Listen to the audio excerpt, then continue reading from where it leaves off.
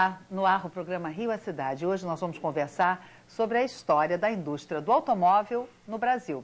E para nos contar passagens importantes dessa trajetória, nós convidamos Pedro Paulo Neves Melo. Ele é diretor de eventos e divulgação do Clube Carioca de Autos. E nós convidamos também Paulo Scali, escritor e pesquisador. Ele escreveu vários livros sobre carros. Circuito da Gávea, Autódromo de Interlagos, Chicolândia de Ponta a Ponta e vários outros, não é isso, Paulo? Bem-vindo, Paulo. Bem-vindo, Pedro Paulo, ao nosso programa. E nosso telespectador conversa conosco sobre a história da indústria automobilística no Brasil pelo telefone 2527-3025. A história da indústria automobilística no Brasil, vocês já disseram assim na nossa conversa prévia que há pequenas controvérsias, mas antes de falarmos dela propriamente dita, ou seja, do automóvel no Brasil, nós temos como falar do automóvel antes de chegar ao Brasil, Paulo? Temos, né? Eu acho que temos que falar. O automóvel ele foi uma consequência, né, da carruagem. Né? É uma evolução. Ele não nasceu de um dia para o outro. Né? Ele foi construído, né, e ganhou notoriedade por volta de 1891, justamente nessa fase para frente, quando já chega o Brasil. Já o primeiro carro.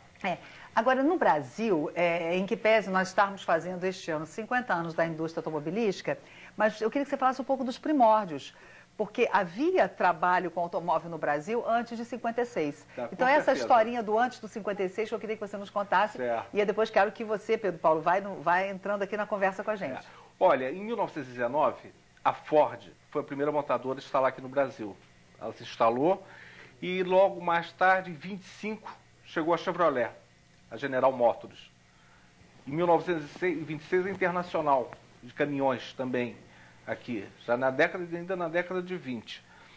Mas quando você diz chegou, eles vinham fazer o quê? Eles vinham em CKD, eles vinham semi-montados e eram acabados aqui no Brasil.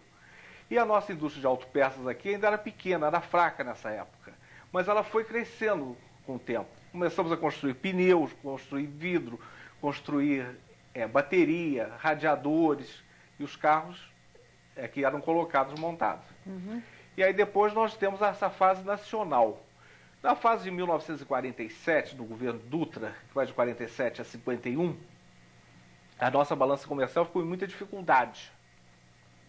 Nós importamos demais, compramos muito. E era o pós-guerra também, E era o pós-guerra. E compramos muito automóvel, quer dizer, muito caminhão, muito utilitário. Na verdade, deixa eu fazer um parênteses, Paulo, a gente comprava porque também a gente não tinha opção. Não tinha a gente só podia comprar automóvel de fora, não era feito. Fora, não era feito aqui. Era importado. Importava-se muito, né? Importava-se muito os carros, né? E teve ainda parado, de 41 até 46, quando retornaram no período da guerra, não houve fabricação. Agora, Paulo, eu só quero fazer uma interrupção para falar um pouquinho do Clube Carioca de Autos Antigos, que é representado aqui por você, Pedro Paulo, que está aniversariando. Quantos anos são, assim, de amor ao carro? O nosso clube, ele tem 12 anos, né, de fundação.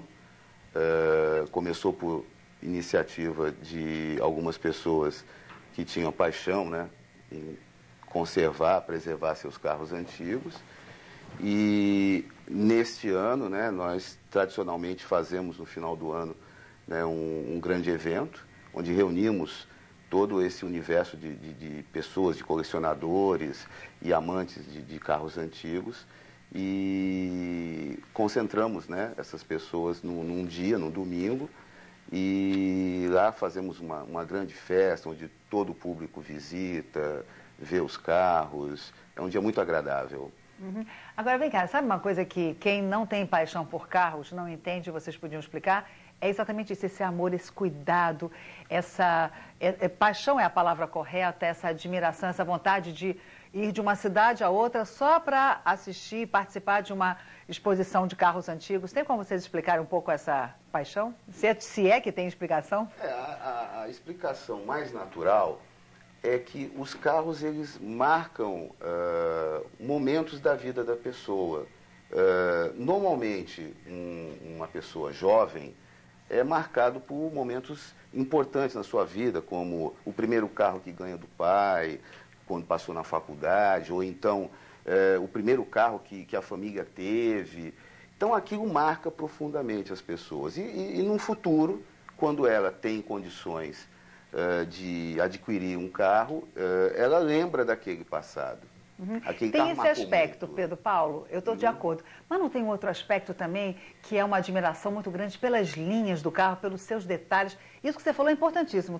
Ou seja, a marcação histórica, afetiva, sim, através dos carros. Você tem toda a razão. A impressão que eu tenho é que, além disso, tem essa coisa de uma admiração e uma, digamos, uma sensibilidade maior para as linhas do carro. Os designs são muito interessantes, é isso, Paulo? Exatamente. Tem os designs, ó, que eles começam e têm uma influência italiana muito grande, né, no decorrer dos anos. Em vários produtos de carros franceses eram encarroçados na Itália. Então você tem Farina, tem Ghia, tem Giugiaro, tem vários estilistas que vão dando uma forma, né? E a pessoa vai realmente simpatizando com aquele modelo, né? Um modelo mais esportivo, um modelo mais agressivo, um modelo mais social, né? Um 4 portas, uma limousine. Sem dúvida. E acaba que cada carro tem uma personalidade própria, né? Muito marcada. E atrai uma determinada pessoa. Exatamente para exemplificar tudo isso, nós vamos à nossa reportagem, sabendo que a paixão por carros faz com que muitas pessoas investam tempo e dinheiro colecionando verdadeiras relíquias. E a nossa reportagem foi conhecer de perto essas histórias. Alguns carros são tão bem conservados que parecem ter saído da linha de montagem. Vamos ver?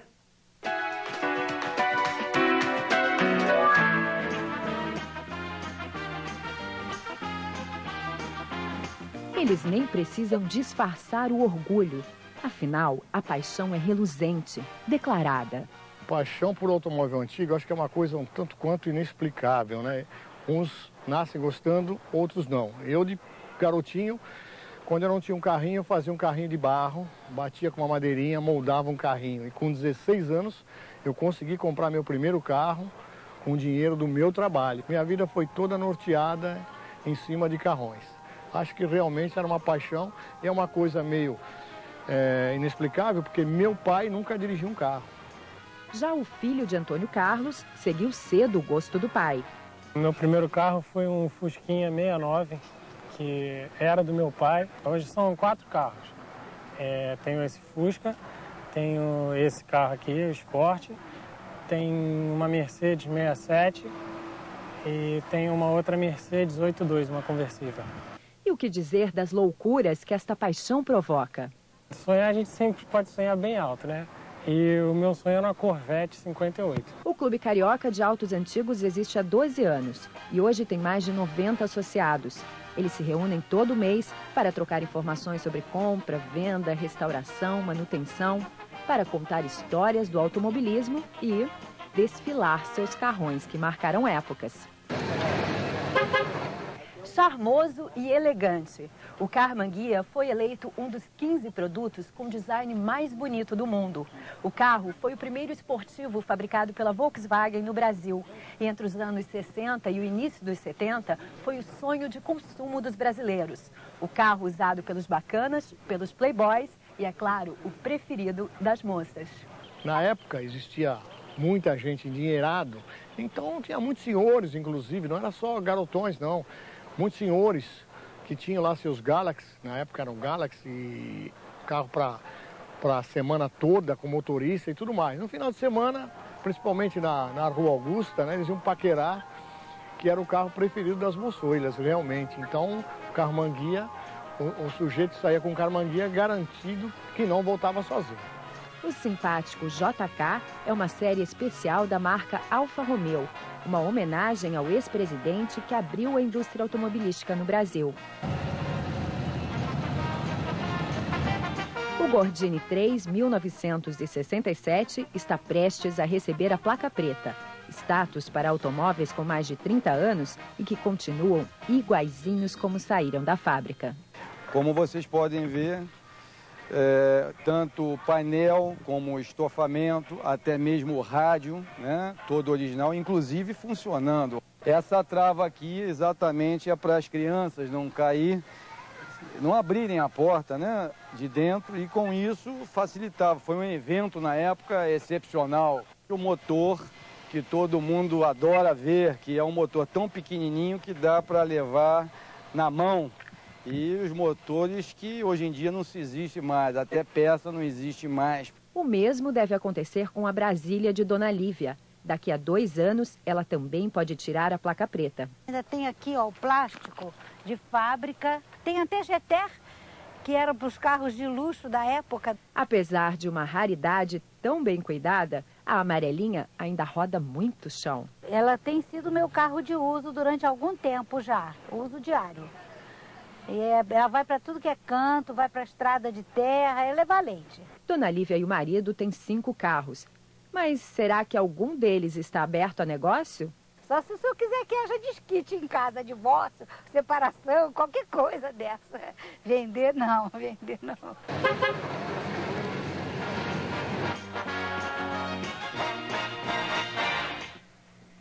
É o que você disse, Pedro Paulo, cada carro é uma história de vida, né? É uma história que marca a vida dessas pessoas e vai pela vida fora. Me diz uma coisa, aquele Carmanguia, você falou que era teu, né? É teu, esse né? Carmanguia é meu carro. Ele foi o grande...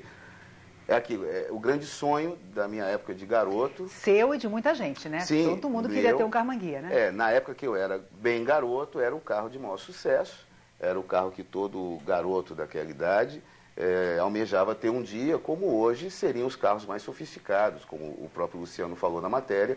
Ele tem o sonho de ter uma Corvette, quer dizer, são carros que naquele momento eram um sonho impossível para mim. Até porque eu não tinha nem idade para ter um carro. E assim que eu pude, eu comprei um carro e mantenho ele até hoje. O que chama atenção nesses carros, viu, Paulo e Pedro Paulo, é assim, nós falamos até um pouquinho antes de ir para a matéria, é o cuidado, é a limpeza, tudo brilha, tudo assim está tinindo. É isso que determina o valor de um carro antigo, esse estado de conservação? Sim, e a originalidade também, né? É muito importante. Você ter as calotas, ter a roda, ter o pneu certo, os frisos certos, o banco certo, né? O volante certo. Mas aí que tá. Original do carro. Muitos estão fora de linha, onde é que vocês vão buscar essas peças certinhas ou originais para esses carros? Existem hoje algumas lojas especializadas em material de carro antigo, não só aqui no Rio, como fora do Rio de Janeiro.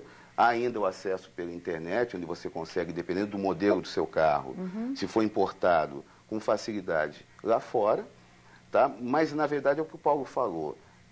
Para ter um carro antigo, só vale a pena tê-lo se ele tiver absolutamente original. Correto. Se ele tiver todo com a sua característica de fabricação. Sabe que eu queria voltar um pouquinho, Paulo, para a história do automobilismo no Brasil, da indústria do automóvel no Brasil. Você falou dos primórdios, você falou de 47, em que a gente estava importando muito, isso gerou um déficit. Exatamente. Aí as importações foram suspensas, praticamente proibidas. Diminuiu muito, praticamente cessando as importações. E com isso, ainda na era Vargas, no segundo governo dele, nós já em 52, realmente chegou aqui a Willys, que mais tarde viria a fabricar o Dolphine, o Aero Willys, o Jeep Willys, a Rural. Veio a Mercedes-Benz e caminhões também. Chegaram e então foram chegando juntos. Chegaram em 52. 50. Não, 52. Tá. 52. Chegaram. Em 53 a Volkswagen se instalou no Brasil. Ela já estava aqui no Brasil desde 50, mas só com uma linha de montagem pequena. Numa concessionária. Derivado de uma concessionária. E qual foi o primeiro carro produzido no Brasil? Olha, o primeiro carro, quer dizer, eu acho que um carro 4 rodas é carro. Eu acho que o primeiro foi o Romizeta, em 1956. Algumas Quem pessoas... era o fabricante da Romizeta? Era a Indústrias Home. A gente está mostrando aí. É uma gracinha de carro, né? É muito bonitinho, é um design incrível. É incrível, lindo. Quem era o fabricante? Exclusivo, é um design que não foi mais reproduzido. E era nosso? Era um design? Não. Italiano, design italiano. Esse carro foi produzido na Alemanha, foi produzido em outros países também. E aqui no Brasil ele usava a mecânica ISO, também uma mecânica italiana, e depois, mais tarde, uma mecânica BMW, desses carros hoje. Mas ele foi efetivamente o primeiro produzido, fabricado aqui no Brasil. As pessoas não Mas ele aceitam não é muito levado... ele tem uma porta só. Pois é, ele não é levado em conta... 2 portas. Então, digamos assim, pelos padrões na época de incentivos, segundo o governo na época, para ser considerado um carro nos padrões que permitiriam incentivos e uma série de vantagens, teria que ter 4 portas, não é isso? Não, podia ter 2 portas. Podia ter 2 portas. E ele... Só tinha uma porta. Não, ele foi uma iniciativa, foi uma iniciativa, por incrível que pareça, embora houvesse muito incentivo por parte do governo, a iniciativa da produção do primeiro carro não partiu em cima dessa iniciativa, mas sim de uma pessoa independente que trouxe o projeto da Itália e iniciou a produção no Brasil. E aconteceu o seguinte, a Romizeta, popularmente, quer dizer, Home, que é a indústria Home. Izeta. Que é uma fábrica de tornos, já em Santa Bárbara do Oeste, já desde a época de 40, década de 50, ela hoje é a maior fabricante de tornos do mundo. É aqui no Brasil. Né? E ela foi sendo fabricada até 1959. E os carros foram vendidos até 1961. Na época, o governo incentivava o dólar subsidiado às montadoras que aqui se instalaram. No caso, a Cinca, Willys, Volkswagen, Chevrolet, todos.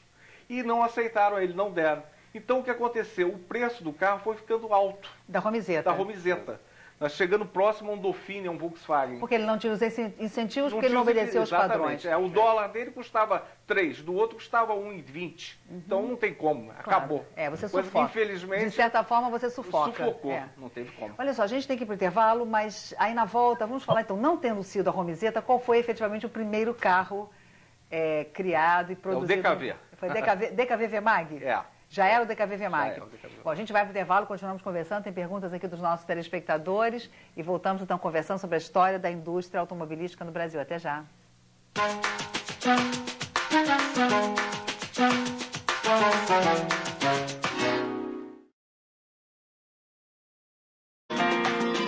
Voltamos com o programa Rio à Cidade, hoje conversando sobre a indústria automobilística, a história da indústria automobilística no Brasil. Em nosso estúdio estão Pedro Paulo Neves Melo, que é diretor de eventos e divulgação do Clube Carioca de Autos, e também Paulo Scali, que é escritor e pesquisador. E o nosso telespectador, é claro, participa pelo telefone 25273025. Tem perguntas aqui dos telespectadores, mas só para a gente não perder só o gancho da história. Você falou então que o primeiro carro feito no Brasil foi a DKV VMAG. O DKV VMAG. Exatamente. Foi a perua, a caminhonetinha. Foi feita em 1956. Então é por isso que a gente está comemorando 50 anos. 50 é esse o marco? Anos, exatamente. Na verdade, o Romizeta também foi de 56. 50 anos também, de 56. Também, tá. Aí, deixa eu passar aqui a pergunta dos nossos telespectadores. A Mônica de Água Santa quer saber, Pedro Paulo, quando, onde, em que horário vai ser o evento de aniversário do Clube Carioca? O nosso evento vai ser agora no domingo, no Centro Comercial Freeway, na Barra da Tijuca. Começa às 9h30 da manhã, se estende ao longo do dia todo. A entrada é franca, o estacionamento também é grátis, tem área grande lá para estacionar veículos e uma série de atrações importantes lá para... Você diz a data, você podia repetir a data? É domingo agora. Domingo agora, dia 26. Dia 26. 26 de novembro, né? Exato. Tá. Olha só, o Alessandro de Caxias, assim, aqui em Caxias tem uma fábrica de ônibus antiga, a Ciferal, que diz ele, o Alessandro, é um verdadeiro patrimônio histórico. Ele quer saber se essa fábrica não poderia ser aberta à visitação, porque ele adoraria ir lá ver as antiguidades. Ele e muita gente, né? Mas lá não há antiguidades. Eu conheço a fábrica, tá? Ela foi... essa fábrica é a fábrica antiga, a Fábrica Nacional de Motores, né? O Paulo tem até mais a falar sobre isso, sendo que ela, depois de alguns anos fechada, as instalações todas preservadas, é claro, mas ela não tem lá nenhuma relíquia histórica lá dentro. Eles transformaram para uma montadora de ônibus. Entendi. E vem sendo até hoje assim. Agora o Paulo pode sim falar sobre o que foi a Fábrica Nacional de Motores. É tanto a Fábrica Nacional de Motores quanto a Ciferal. A Ciferal também é interessante, que é um marco no Rio de Janeiro, na cidade, os ônibus Ciferal. Verdade. É bastante antigo, é bastante conhecido.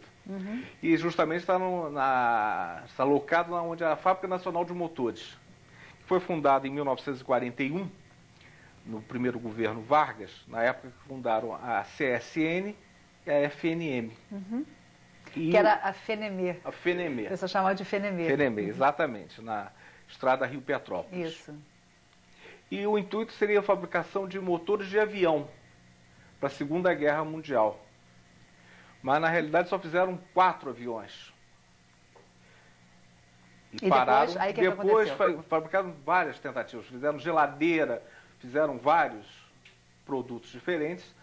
E depois trouxe da Itália a licença da Isotta Fraschini para fabricar caminhão aqui. E começou a fabricação. E houve até um desfile muito interessante no dia 31 de dezembro de 1949, na Avenida Rio Branco, com os caminhões da Isotta Fraschini. Mas, infelizmente, aconteceu que a Isotta Fraschini, a fábrica italiana, ela faliu na Itália.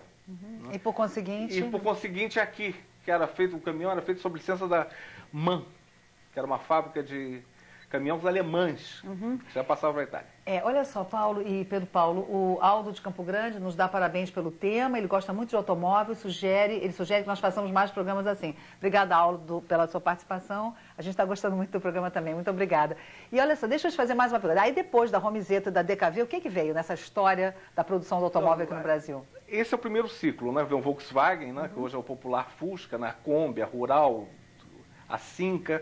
Depois tem a segunda parte, a segunda etapa da indústria brasileira, que começa por volta de 69, que é o Chevrolet Opala, né, que já é uma chegada, já é uma nova geração de automóveis. Né?